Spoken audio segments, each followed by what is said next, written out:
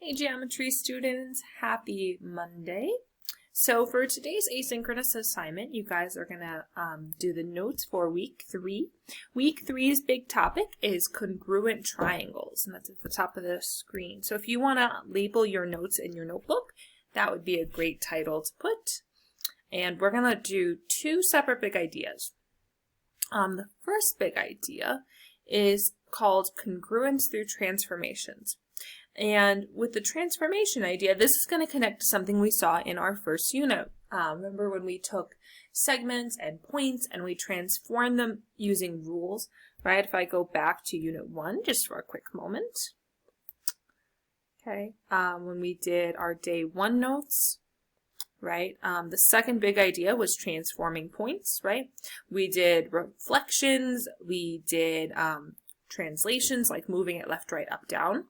Right, so that came up in week 1, and we continue doing that throughout unit 1 with segments and so on and so forth.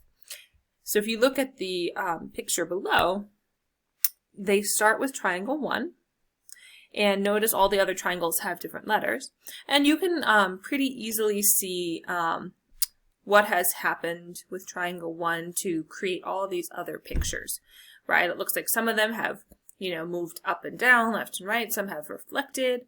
Some of them have also been stretched or shrunk, which is really interesting. So thinking about which triangles are congruent and which things we're allowed to do, which things we're allowed to change and to still have a congruent triangle is going to be something to keep in the back of your head. So to start at the top, we'll want to try and think about what does it mean for 2 triangles to be congruent. Remember, congruent is kind of like a fancy word for equal, but it means a little bit more than just equal in length, like you're used to thinking about things being equal in length in the past. So congruent triangles, that means the 2 triangles have to be exactly the same, right? So maybe I'll put something like that. So the triangles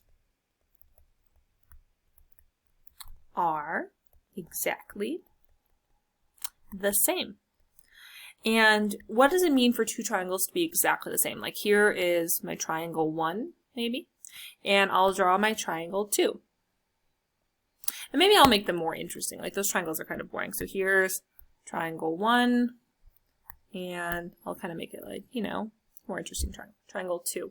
So if they have to be exactly the same, doesn't that mean all the sides should be the same? So like this side and this side are matching, maybe this one and this one are the same, and this one and this one. And so maybe I'll add some clarifiers for what does it mean to be the same.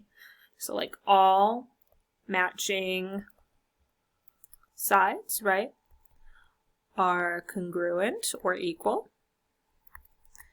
And what I mean by matching is I mean the concept of like that this side and this side are in like the same spot of the triangles. A more mathematical term for the word matching is corresponding. Corresponding. So that's something that we'll start using more as we continue. So all the sides have to be matching and equal. And don't all the, like this should be the same as this, right? So maybe I'll put angle symbols to show that those angles are the same. Right? So all matching sides are congruent or equal. And then I'll also add a little addition, all matching, or corresponding is another way to say that. And I'll say all matching angles are congruent or equal. Right, and that's pretty intuitive. Like if the triangles are the same, everything has to be the same. All the sides, all the angles. So let's look at this practice. So what we've got here is we've got triangles labeled 1 through 9, and we're going to use this diagram below. And when we are talking about is the triangle, congruent to triangle DEF, we're referring back to triangle number 1. So let's see. We're going to say, are they congruent, yes or no? And then after, we're going to kind of use transformation ideas to talk about why they may or may not be congruent. Like we'll say, ooh, it's the same triangle, we've just flipped it across this line, or we've just scooched it to the side.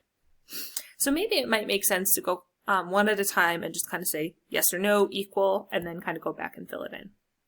So triangle 2, actually maybe we'll just do it all at once. Triangle 2 looks exactly the same, so I would put a yes. And it looks like triangle 2 has just been moved up, right? So it's a translation. and it's gone up. And let's see, we've gone up 1, 2, 3 units. And that's in words. Using math, the way to say that is that the point x comma y is transformed. That's kind of how I think about that arrow. The x doesn't change, so it stays x, and the y becomes y plus 3. So it's gone up 3 spaces. So like, for example, that point D, just to kind of show us what that looks like. And we've seen this before, but I most of the time gave it to you in the symbols and put it in words. I didn't hold you to memorizing it. So point D, it looks like it's -6, left 6, right? And it goes up 4. So like if I'm thinking about how that would be transformed, the -6 is the same, and then the 4 has a 3 added to make that 7 tall, right? And that's why the new point is 7 tall rather than 4. Just to kind of give you that example. So that's point D. Okay. Let's keep going. So number 3, that looks the same too. So I would put a yes. And that one just looks like it's been reflected, right? We need to find that line of symmetry. Maybe it's this axis right here, my x-axis. Notice I go 1, 2, 1, 2. Yep, so it's been reflected across the x-axis. Remember, for reflections, you want to be precise in your vocab by telling me what you reflected or flipped across. That's all you have to do to be specific enough for a reflection. Number 4, let's see. So number 4, it's over here, and it looks a little bit bigger. Like the top, D to E, of our original was too long. This is longer. So it looks like it's been stretched. So I'll say no. It looks like it was reflected and stretched, right? It got bigger. And I'm just going to use that vocab word for right now. Another word you could use to talk about that is it got dilated. Dilated is kind of like your eyes. When it's really dark, they get really big to take in as much light as they can. So another word you could use is dilation. But I'm okay if you just use the word stretched. Number 5, that looks like it got really, really big, right? Number 5 is that huge triangle, so I would say nope. That one looks like we did a translation, right? It looks like we've kind of moved it and we stretched, right? We got bigger. So same thing as the blue one. Number 6, if I look at number 6, ooh, that one looks pretty good. It looks like we just moved to the left. So that one I would say yes. We translated. Left, and let's see, how many did we go? We went 1, 2, looks like 4 units. We went left 4.